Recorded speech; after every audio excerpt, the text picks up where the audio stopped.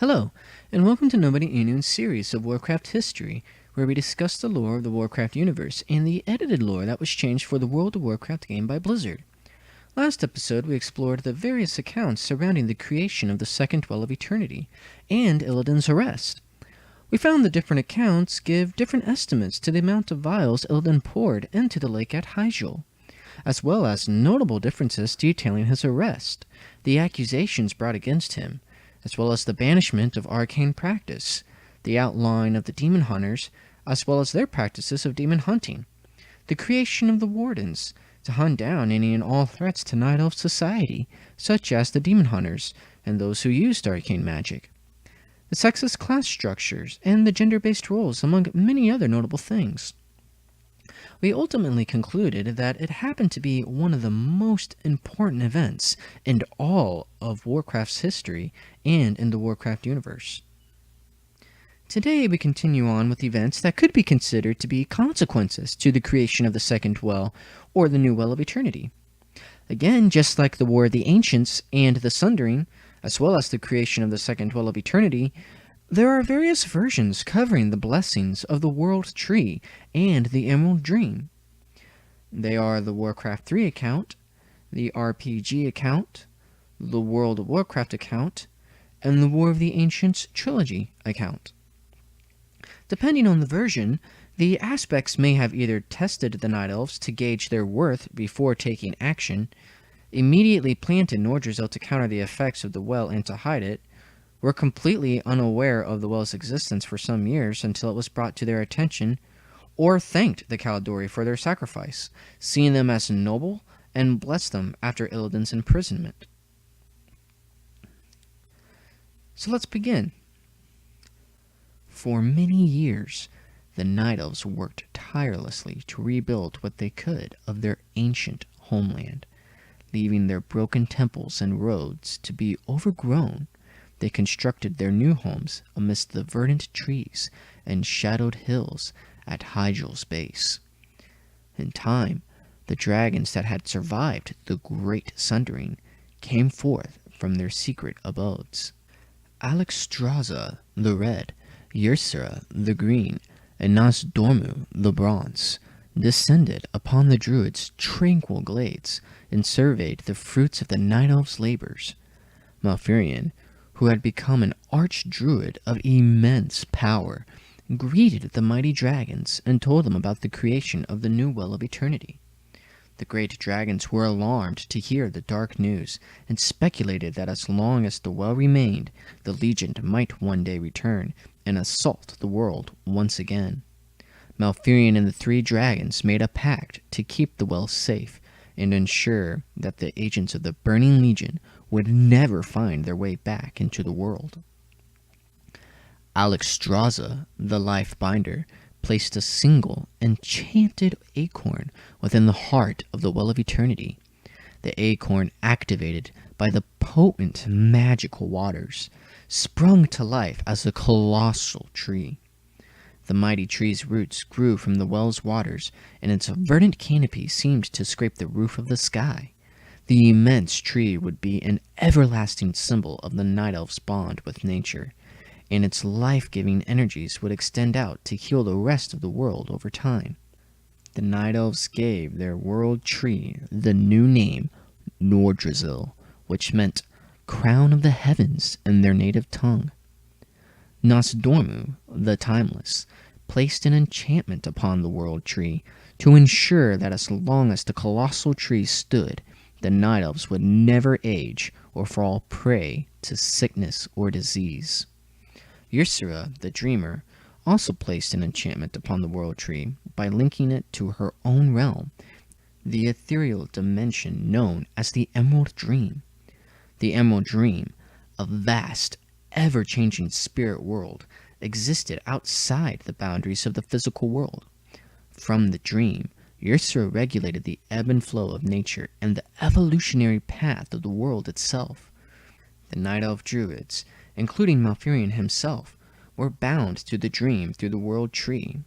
As part of the mystical pact, the Druids agreed to sleep for centuries at a time so that their spirits could roam the infinite paths of Yursura's dreamways. Though the Druids were grieved at the prospect of losing so many years of their lives to hibernation, they selflessly agreed to uphold their bargain with Ysera. That passage can be found in the History of Warcraft, Chapter 1, under the World Tree and the Emerald Dream, and it occurred approximately 9,000 years prior to the opening of the Dark Portal.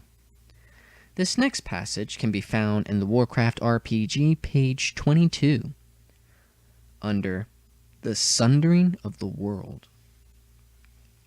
The three great dragons, Alexstrasza, Ysera, and Nosdormu, helped them create Nordrassil, the World Tree. Sustained by the well's magic, but divine rather than arcane in origin, Nordrassil obscured the existence of the Well of Eternity and protected the world against any future threats from the Burning Legion. The final passage can be found within the Warcraft 3 manual, under Night Elves, the Sentinels, Night Elf History, the World Tree, and the Emerald Dream. For many years, the Night Elves worked tirelessly to rebuild what they could of their ancient homeland. Leaving their broken temples and roads to be overgrown, they constructed their new homes amidst the verdant trees and shadowed hills at Hyjul's base. In time, the dragons that had survived the Great Sundering came forth from their secret abodes. Alexstrasza the Red, Ysera the Green, and Nosdormu the Bronze descended upon the Druids' tranquil glades and surveyed the fruits of the Night Elves' labors. Firion, who had become an archdruid of immense power, greeted the mighty dragons and told them about the creation of the new Well of Eternity. The great dragons were alarmed to hear the dark news and speculated that as long as the well remained, the Legion might one day return and assault the world once again. Firion and the three dragons made a pact to keep the well safe and ensure that the agents of the Burning Legion would never find their way back into the world. Alexstrasza, the Life-Giver, placed a single enchanted acorn within the heart of the Well of Eternity. The acorn, activated by the potent magical waters, sprung to life as a colossal tree. The mighty tree's roots grew from the well's waters, and its verdant canopy seemed to scrape the roof of the sky. The immense tree would be an everlasting symbol of the Night Elf's bond with nature, and its life-giving energies would extend out to heal the rest of the world over time. The Night Elves named their world tree Nordrassil, which meant crown of the heavens in their native tongue. Nosdormu, the Timeless, placed an enchantment upon the world tree that ensured that as long as the colossal tree stood, the Night Elves would never age or fall prey to sickness or disease. Ysera, the Dreamer, also placed an enchantment upon the world tree by linking it to her own realm, the ethereal dimension known as the Emerald Dream. The Emerald Dream, a vast, ever-changing spirit world, existed outside the boundaries of the physical world. From the dream, Ysera regulated the ebb and flow of nature and the evolutionary path of the world itself. The Night Elf Druids, including Firion himself, were bound to the dream through the world tree. As part of the mystical pact, the Druids agreed to sleep for centuries at a time, so that their spirits could roam the infinite path of Ysera's dreamways. Though the Druids were wary of losing so many years of their lives to hibernation, they selflessly agreed to uphold their bargain with Ysera.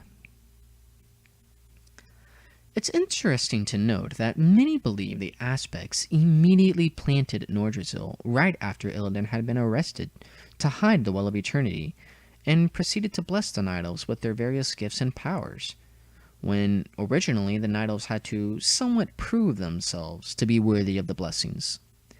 Having to show they truly had forsaken the use of arcane magic and had taken the divine teachings of Cenarius seriously, as well as the slow, tedious process of learning the natural arts of Judaism. Regrowing the forests and healing the lands of their reckless use of magic, and having to pay for the unfortunate mistakes that the Highborn had committed. It was also more than simply having to prove themselves worthy or to show they had put forth effort. The Night Elves would be held responsible and held accountable for their actions by many of the ancient creatures, divine beings, and other powerful entities, not just the dragons. The Night Elves would somewhat have to go above and beyond this notion of accountability, and were expected to comply and not complain. Because of the race's overall attitude and willingness to do this, many of the forest creatures, divine beings, and spirits came to forgive the Night Elves and befriend them. Many would become valuable allies, helping them in disputes, guiding them in times of unrest, and coming to their aid in times of war.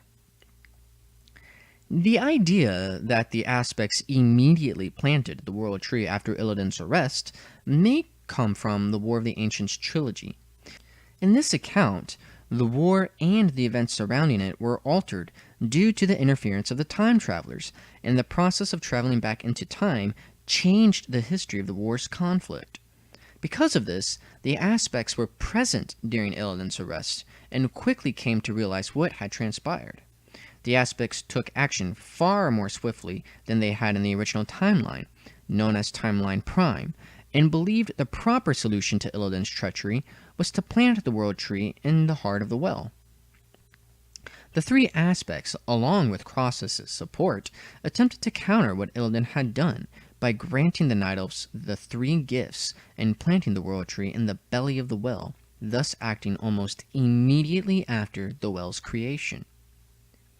However, in the Timeline Prime, the Night Elves, through the use of their Druidic arts and the process of regrowing, restoring, and repairing their ravaged lands, began to develop a love of the wilds, the wilderness, and the thousands of creatures that inhabit it, creating a strong bond and ties with the mythical beings and creatures, and came to love the forest lands and the new forest they had grown. The Night Elves would come to respect it as the divine beings and ancients themselves did. The Night Elves would rarely build cities from this point on, and turned more to the wilds, and built their buildings around or with the flow of the forest rather than destroying the trees outright or devastating the ecosystem. Many Night Elves would learn to live in the trees and trunks as the furbolgs did, among other species. The Night Elves became much more feral, wild, and wily. The Night Elves also became far more aggressive and hostile to any being who encroached on their lands, and protected the forest and nature with extreme hostility and prejudice to any who would dare upset the order and stability of nature. Over the years, this aggressiveness would only increase as the Night Elves isolated themselves from the other civilized societies.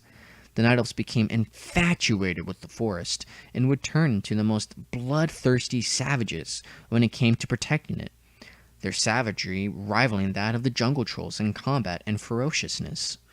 Night Elves killed any who harmed nature in any way and sought companionship only with the beings who were a part of the life cycle of nature itself. This drastic change in affinity to nature and its divine power and magic helped convince the ancients and other beings that the Night Elves had truly changed for good, and that under Cenarius' eye, they had forsaken the use of fell and arcane magics, and were truly sincere about restoring their lands. The Night Elves further demonstrated their cause and loyalty by hunting down any remaining demons, and ostracizing the demon hunters and those who used demonic magic from their society and realm. Under the Druids and Night Elves' watchful eyes, much of the forest had been repaired and restored to its former glory. However, this drastic change in behavior and belief would only push the surviving Highborn further and further away. The Highborn had been nearly ostracized along with the demon hunters. But unlike the demon hunters, the Highborn did not partake in demon rituals and sacrifices, nor did they summon demons or capture them to absorb their power and soul, using it to hunt down more demons. Rather, the remaining Highborn struggled immensely from their withdrawals from arcane magic and became second-class citizens. The Highborn were punished the most and continuously blamed for letting the demons into the world and destroying the forest. Eventually, this among many other notable treatments would force the Highborn to leave the Night Elf lands for good in their exodus. The World of Warcraft account, along with the Warcraft 3 account, assert the notion that the Night Elves had to work hard and waited years for the fruit of their labors to come forth. And years later, the dragons blessed them with the World Tree and the Emerald Dream. The Warcraft RPG makes no distinction on the amount of time that had passed or that took for the dragons to act, while the War of the Ancients trilogy had them act almost immediately. Ultimately, the entire Night Elf culture was recreated. Under Cenarius, Malfurion, and Tyrande, the Night Elf system was completely destroyed and reworked. Night Elves no longer truly emphasized beauty and fine arts, or wealth with gold, or power and magic. Night Elves found peace and value in all things pertaining to nature, helping nature in all its wonders. Rather than using their powers for self-gain and for destruction, Night Elves began to value life and using their magics to benefit all, in nature and in their society, as well as using it to help others or to create new things. Outside of the Warcraft universe, it would seem as if Night Elf society and culture was influenced originally by a combination of Norse, Greek, and Byzantine Empire customs. Many of their ancient cities and buildings bear resemblance to these various cultures, and the aristocratic attitudes and natures of the nobles, as well as the highborn, also seem to emphasize this, especially with their attire, their political system, and the ranking orders. However, after the reconstruction and rebuilding of the Night Elf society, it would seem as if their new culture and society was strongly influenced by Celtic, Amazonian, and Japanese customs, beliefs, concepts, behaviors, methods, and ideologies, among many other such traits. Many of the warrior women and sexist principles seem to further demonstrate this, as well as the strong emphasis and affinity to nature, the class structure, and weapons forged for war. Some buildings also seem to emphasize this as well. However, I can speak more on this matter in the episode on the Night Elf racial trivia.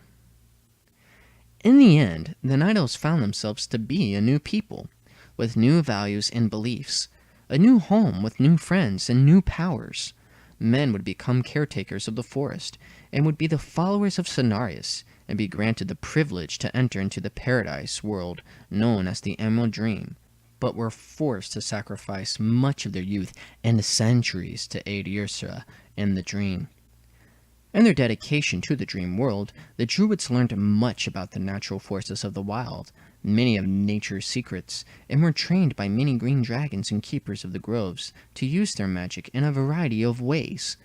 Each time a Druid came back far more powerful and wiser than when they had entered the dream. Other than that, it is widely unknown what powers lay in the Emerald Dream, as it is surrounded in secrecy and mystery. Women, on the other hand, would become the warrior class in various warrior roles and be the main bulk of the Night Elf armies, holding most of the political power and heading numerous organizations that only allowed women entry. The females would continue to follow the moon goddess Elune and worship her, and would hold positions of leadership, enforce the law as wardens and jailers, and continue to hunt down any threat they deemed necessary. The women also would patrol the borders and protect both the Druids as they slept and the forest realm. The many divine beings would also come to assist them in this task in the thousands of years to come. The Night Elves found they had gained immortal lives, living their lives without so much as aging a day, unhindered by sickness, age, or disease, but still able to die from combat or other outside circumstances. This event would also play a significant role in the history of Warcraft, as the demons would be forced to find some other way into the world to gain access to the well itself. Nordrassil would protect the well from anything and everything, and even if the demons somehow managed to find access into the world, they would not be able to get to the well until they destroyed Nordrassil itself, which would be no easy feat, and thus delayed the Legion's return for 10,000 years. And that's it for today. This concludes the Blessings of the World Tree and the Emerald Dream. Thank you for watching today's episode. If you want to see more episodes and comparisons, please subscribe to my channel and like this video. If you have any questions, comments, or concerns, please feel free to message me. Also, don't forget about our Facebook page that is up and running. The link to that is in the About box. Until next time, I will see you on the next episode.